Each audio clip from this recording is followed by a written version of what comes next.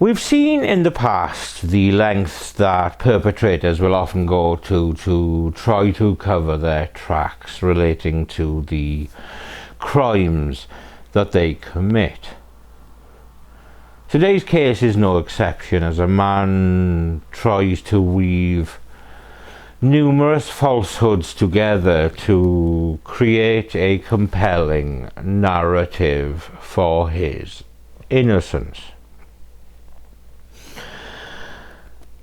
The victim was, as is often the case, a very trusting young lady who only ever saw the best in people. This story starts in a scientific environment, it saddens me to say, with my background, as a Leicestershire laboratory saw a couple meet and a connection develop between a 23-year-old young lady and a 30-year-old man. This case takes us to 2021 and to the areas of Nuneaton and Colville in the East Midlands of the UK. This is the heartbreaking case of Megan Newborough, and this is Murder of Crows.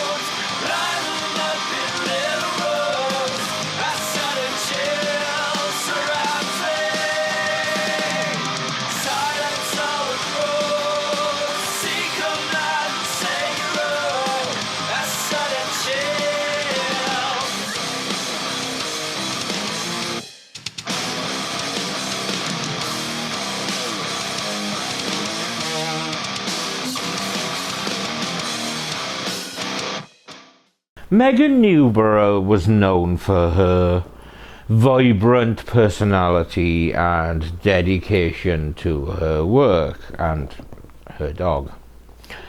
She had recently started a new job in HR at a laboratory in Leicestershire, where she quickly made an impression on her colleagues with her enthusiasm and her friendly demeanour. And it was within this professional setting that she met a man called Ross McCullum, and Ross was a lab assistant. As the days passed following their first meeting, Megan and Ross began to form a connection. Their interactions at work grew more frequent, and a relationship began to blossom.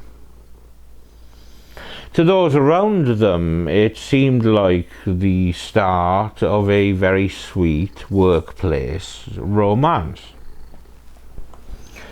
Megan, who was always open-hearted and trusting, saw potential in Ross and was excited about the possibilities that their relationship might hold. But behind the charm, McCullum was having a hard time.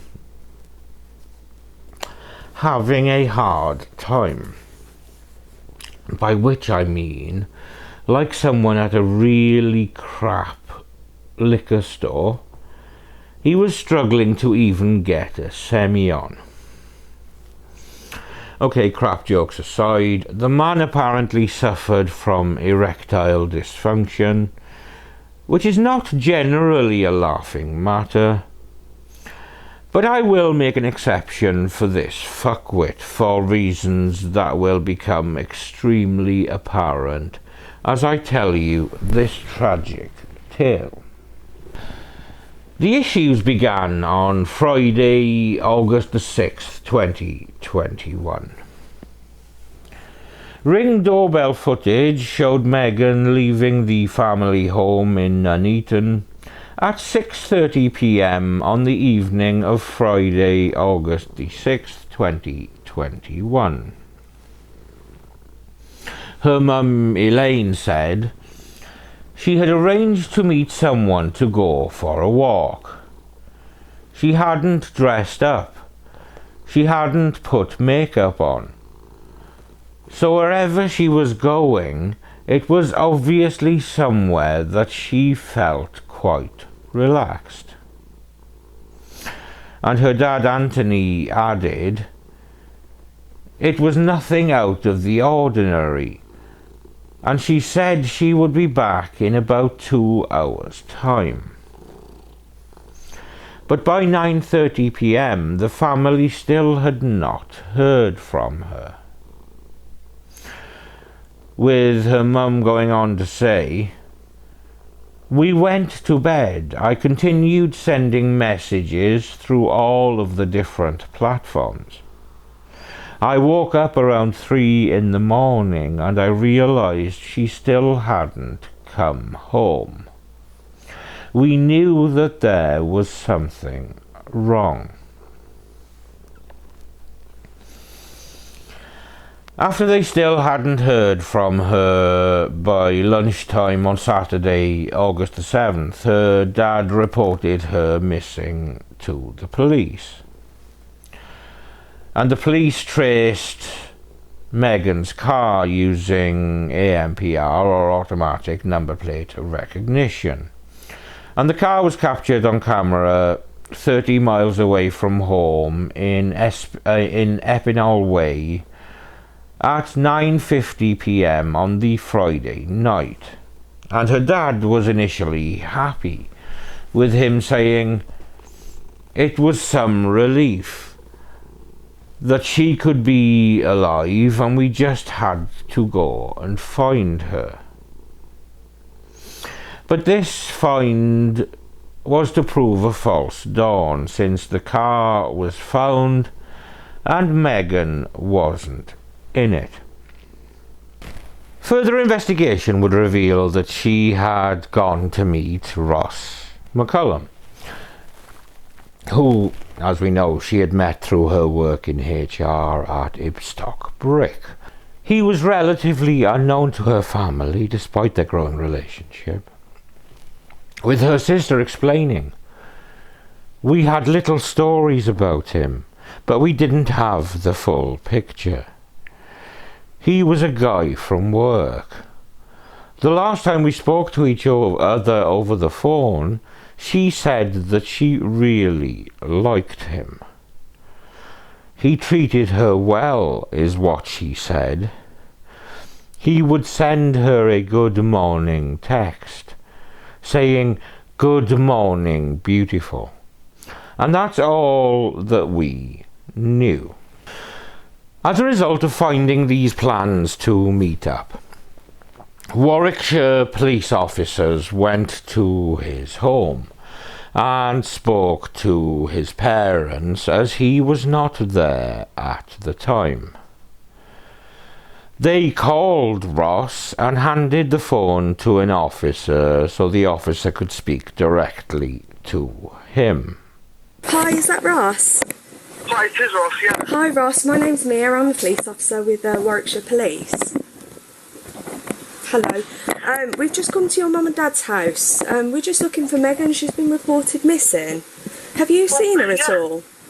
She came on Friday. I've been trying to call her loads. Have you? She came on Friday for about an hour. Yeah. Then she left about 9ish. Okay. I went to McDonald's. Yeah. And then she said she could give me a call or a text when she got home. She never did. She never did. Okay. So you haven't seen her since yesterday about, was it 9:30 you said? 9 o'clock. 9 o'clock. Okay. And where are you at the moment? I'm in Loughborough right now. You're in Loughborough. Okay. What are you up to in Loughborough? Sorry? What are you up to in Loughborough? I'm just having a few drinks in Loughborough. Oh yeah, yeah, okay. No worries. Whereabouts are you?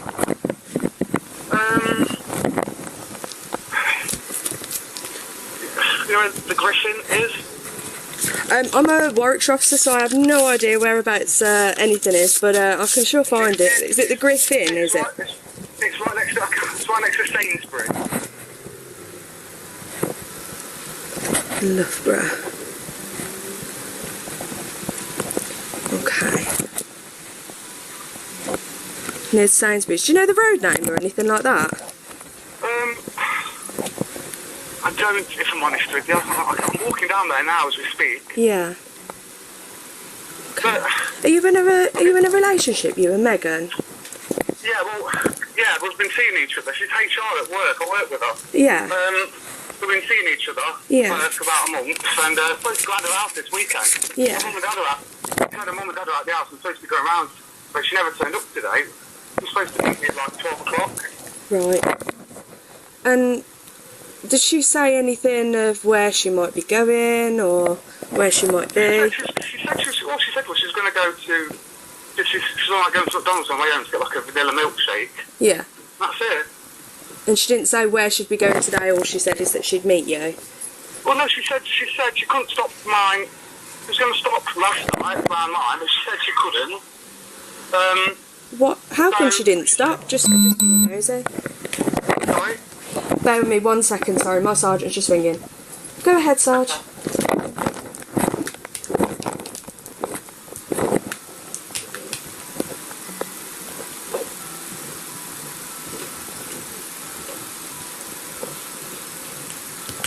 Will do, no worries. I'm just speaking to Ross on the phone at the moment. I'll give you an update shortly.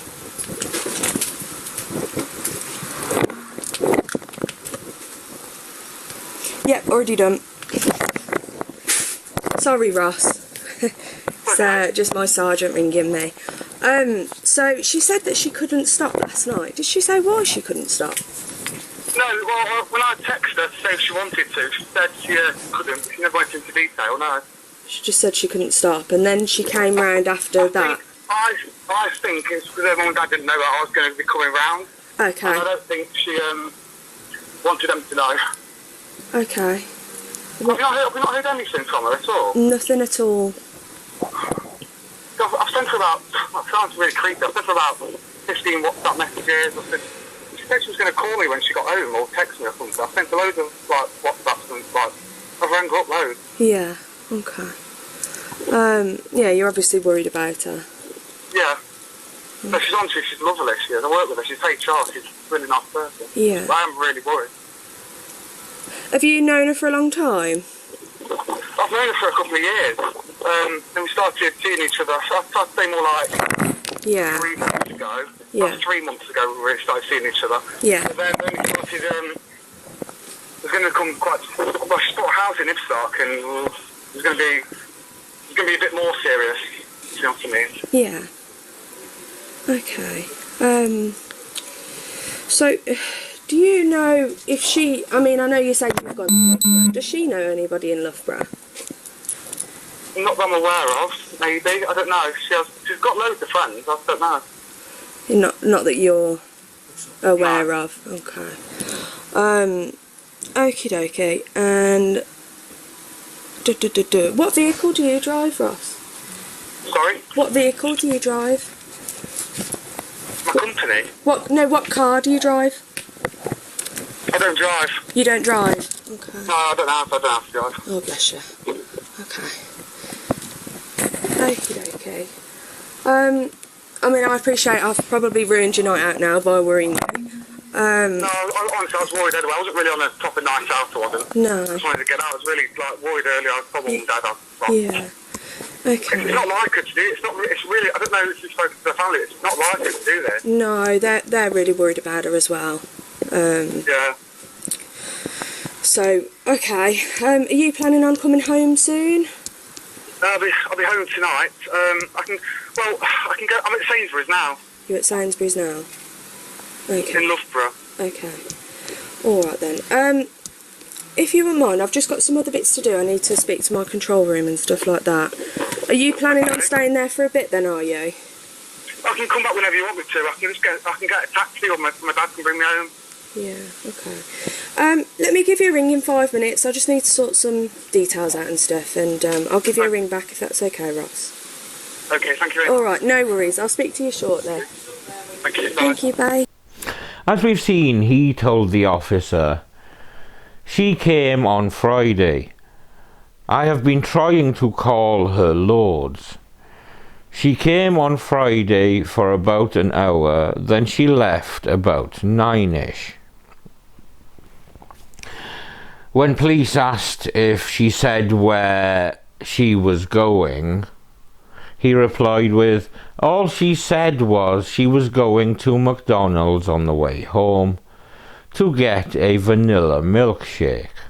That's it." With him later saying, "Have you not heard anything from her at all? It sounds really creepy, but I sent her about 15 WhatsApp messages." The police officer was then heard saying, "You are obviously worried about her," to which he said, "Yes, honestly, she's lovely. I work with her. She's HR. She's a really nice person."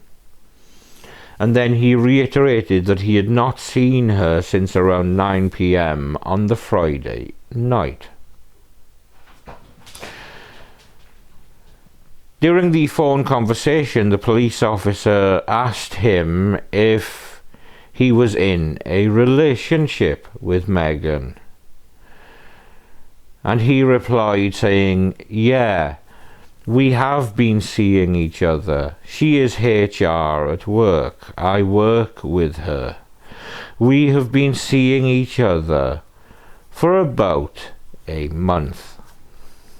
As we will see shortly, this was bollocks, at least the parts about her plans. But equally chilling was the fact that McCullum also left upbeat and chirpy voicemails for Megan when he knew full well that she would never get to hear them. "Help, babe, it's Ross. I'm just worried about you. If you haven't rang back or text me or anything. Well, no, it's probably nothing. Probably friends dead or he fell asleep. But yeah, I'm just worried. That's all. I had a fun time earlier. Yeah. Anyway, I'll see you tomorrow. Love you." He portrayed a burgeoning, happy and playful romance that was developing well. Messages sent included, "You're amazing," while another read, "Did you get home okay, baby?" The next morning he messaged again saying, "I haven't heard back from you. I hope I haven't done something wrong." He also left a message at about 11 p.m. on the Friday night, with him saying, "Hey up, babe, it's Ross. Just worried about you. You haven't rang back or text me or anything." And the message then continued, "It is probably nothing.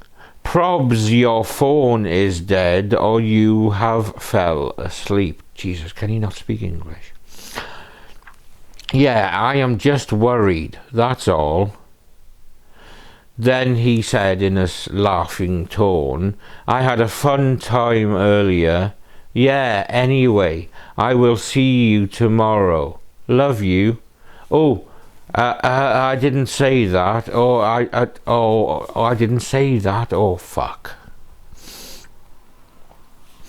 It later came to light that this last message came after he had been on Google in his bedroom just hours after killing her. And he made this call about 2 minutes after he Googles the question, How to tell a girl that you love her. So he was already laying red herrings, even after he had only just disposed of her body. It was CCTV footage that helped police piece together where McCullum had dumped Megan's clothes, and shockingly showed him taking off his own clothes to put into bins.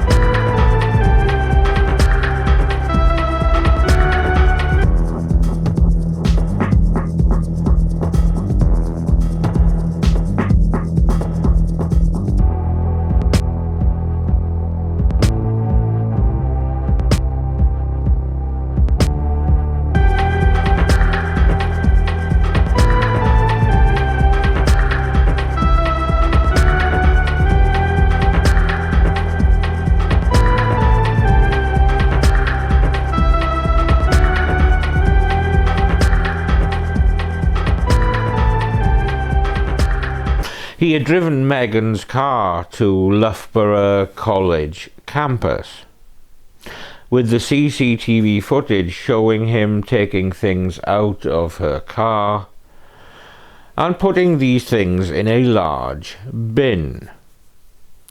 He then goes back to the car and strips off before putting those clothes in other bins in the area.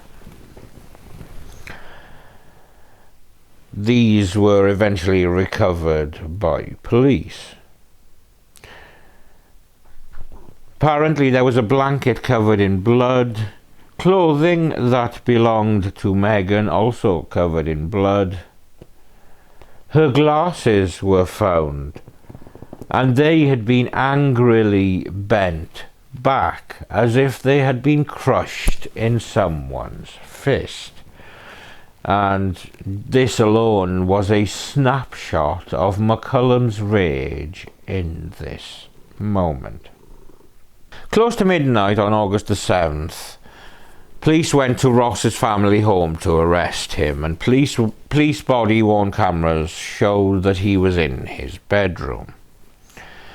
As he was arrested on suspicion of kidnap, and a police officer asks him if he knows where Megan is, whispering, he can be heard saying, "Can we talk down the police station, please?" Before he goes on to say, "She's in Woodhouse Eaves." He then explains it is near Loughborough. He says that she is on Charlie Road near a lay-by. And he then tells officers, "I was going to come and see you tomorrow." "Of course you were, Ross. We all believe you because you're a trustworthy guy." DC Gallagher from Warwickshire Police. At this moment in time, we have reason to suspect your involvement in the disappearance of Megan Newbury, and as a result, I'm arresting you on suspicion of kidnap. So you do not have to say anything. In a may high defence, you don't want to mention one question, something which you may later rely on in court. Anything you do say may be given in evidence. So I'm just going to pop some handcuffs on you, alright? Can you put some socks on? You can. I'll put these on first.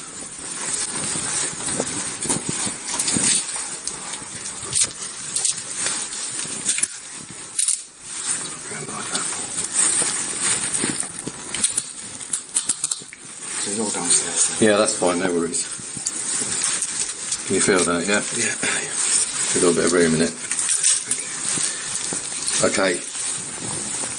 In relation to Megan, can you tell us where she is?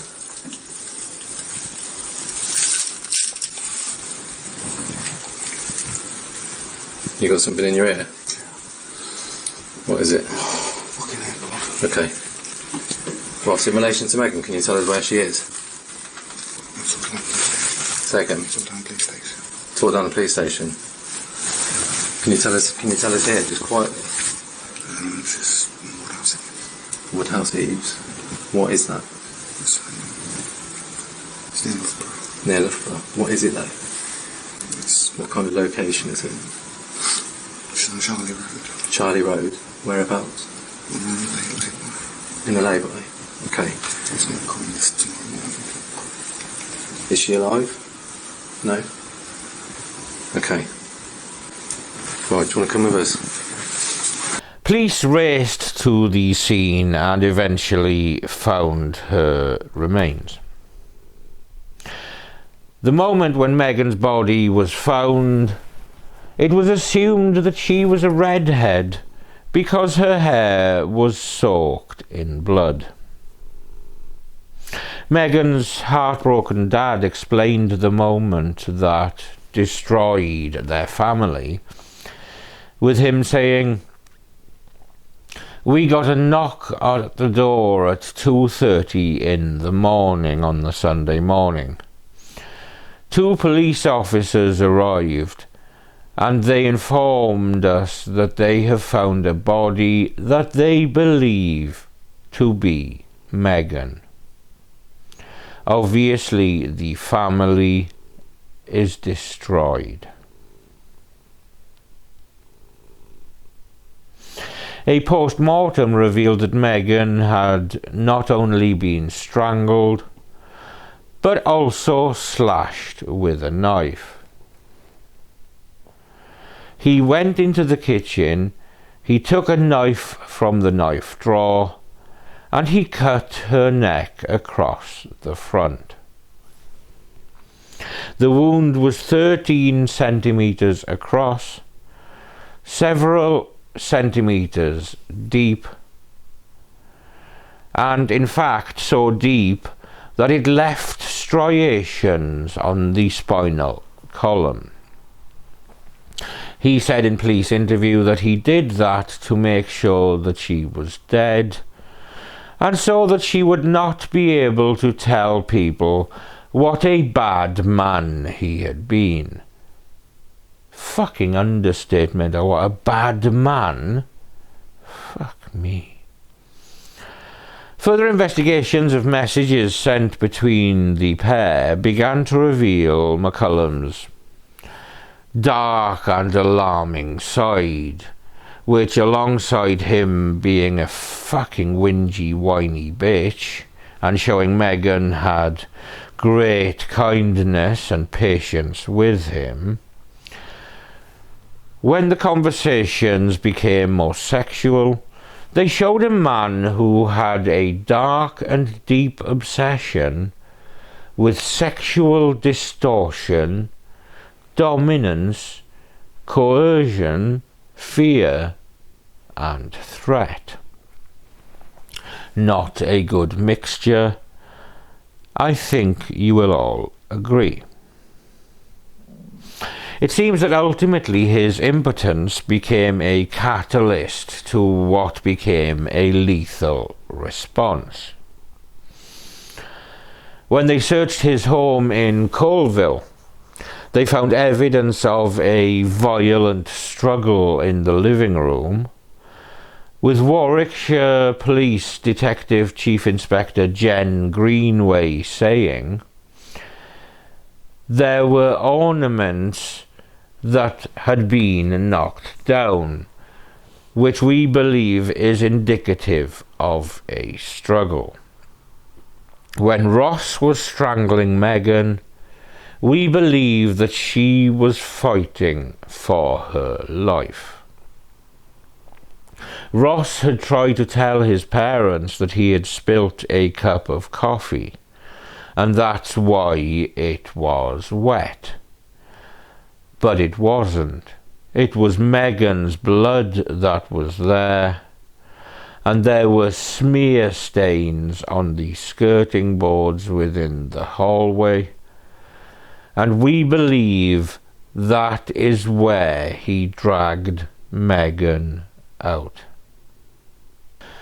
As well as Googling relationship advice, he also Googled details of serial killers Levi Belfield, Peter Sutcliffe and Ian Huntley in the hours after disposing of her body. He was charged with murder. A 6-week court trial was held as he claimed a loss of control and diminished responsibility.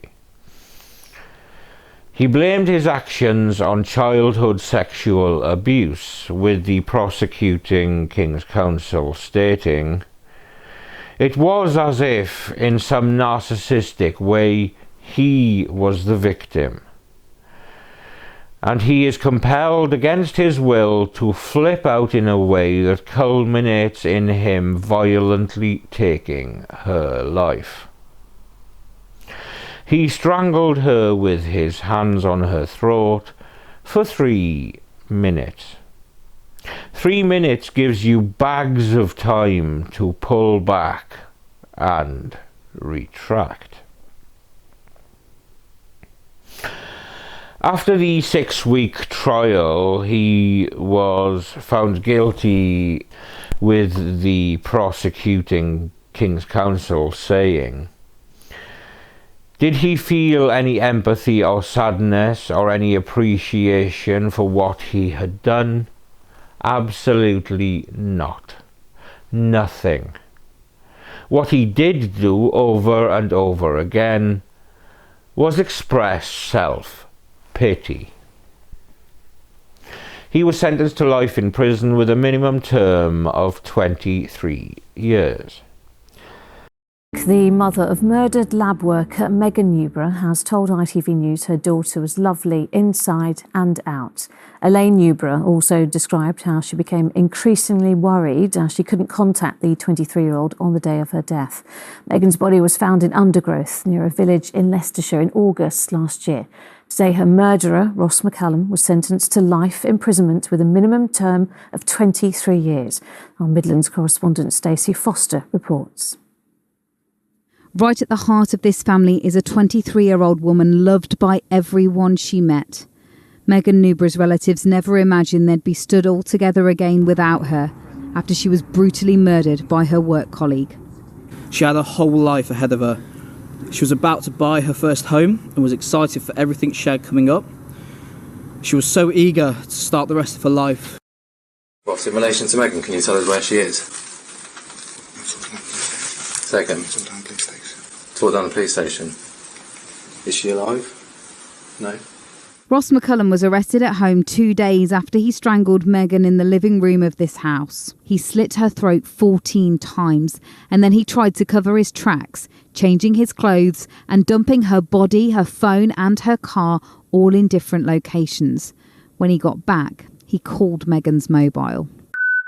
Help, babe, it's Ross. I'm just worried about you. If you haven't rang back or, text me or anything.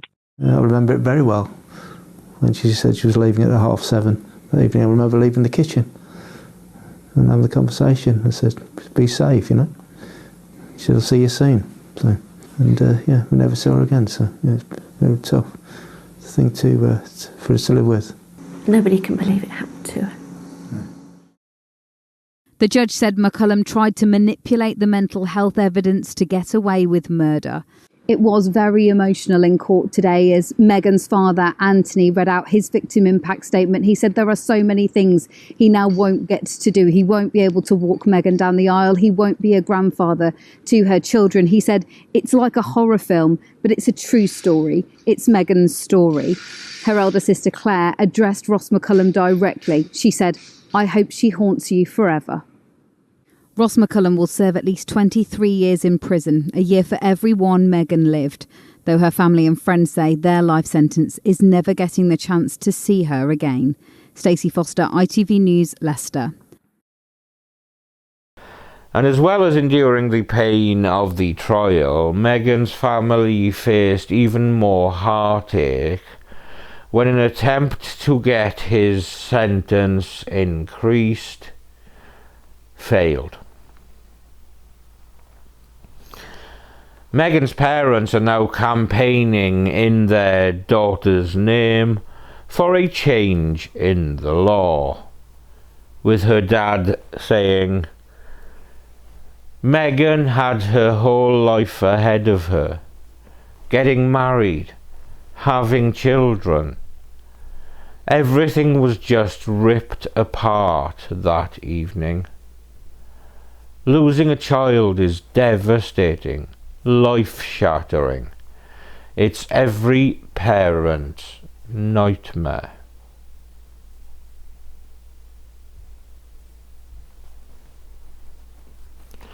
The Megan Newborough Foundation was set up to raise money for charities supporting women who suffer violence, and I will put a link in the video description.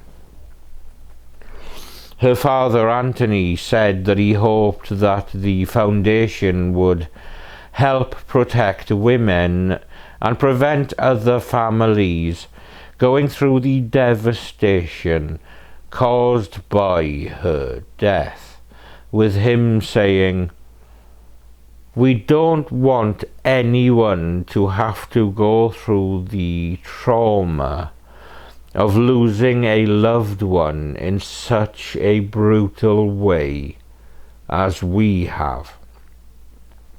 We are trying to create a legacy in Megan's name, filled with good works and charitable events, to raise money and awareness for 3 causes that are very dear to our hearts.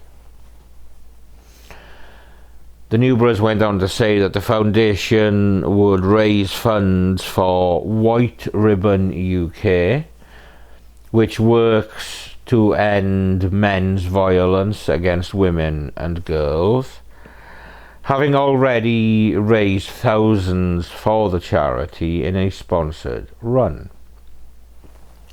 It will also support Killed Women, which helps the families of women killed by men. And the foundation will also support the Dogs Trust, because Meghan was inseparable from her pet Frank. And around £8,000 was raised for that charity at the time of her funeral. The first official fundraising event of the foundation, a Dance for Meg barn dance, was to be held in Nuneaton on the 12th of August 2023, and this date was chosen because it would have been Meghan's 26th birthday, and she had loved dancing. In September of this year, 2024, a black and blue plaque was unveiled in memory of Meghan Newborough. Campaign organisation Killed Women, which is behind the black and blue plaque scheme, said that murderers who killed in the home were typically sentenced to about 10 fewer years in prison than those who committed their killings on the street. The plaques honoured women whose lives were robbed of a future after they were murdered by a man. These special plaques were inscribed with the woman's name, their lifespan, and the words "killed here", along with the sentence given to the killer, and the words "Murder is murder, change the law." McCullum admitted manslaughter but denied murder and was given a life sentence. He was told he would serve at least 23 years. And in March of 2023, the Court of Appeal rejected a bid to increase his minimum prison term. In a statement, Meghan's parents said, "This black and blue plaque was made to highlight the injustice that means Meghan's killer gets 10 years off his sentence because it happened at home." And they then called for the government to honour a pledge made by the previous government to address the disparity in sentencing guidelines. A spokesperson for the Killed Women organisation said, "We want the symbolism of these plaques to raise the issue in the House of Commons." With the black and blue plaques created as almost like a parallel to the standard blue plaques that are traditionally sited on the side of some buildings to signify that a famous person once lived or worked there, commemorating the lives and talents of those former residents.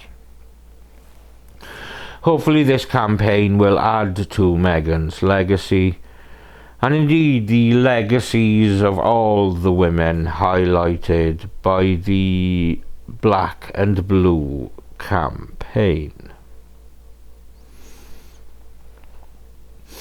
Meghan Newborough was a happy and loving young woman, and her tendency to trust and see the best in people ultimately worked against her when she was targeted by a desperately insecure man-child.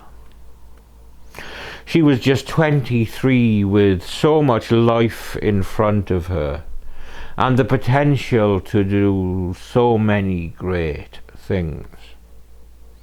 She leaves a gaping chasm in the lives of her family, and I send them love and condolences and best wishes for the success of the Megan Newborough Foundation.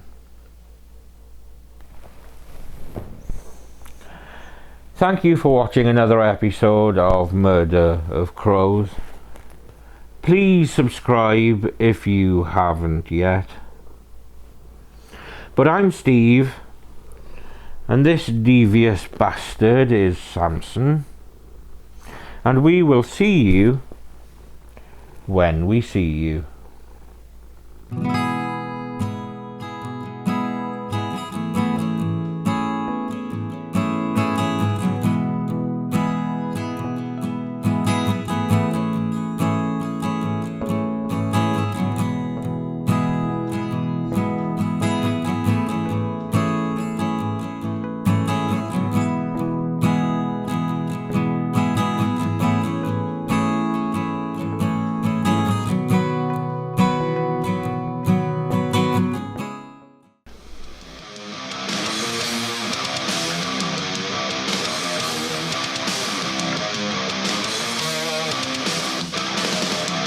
Say that you're ready.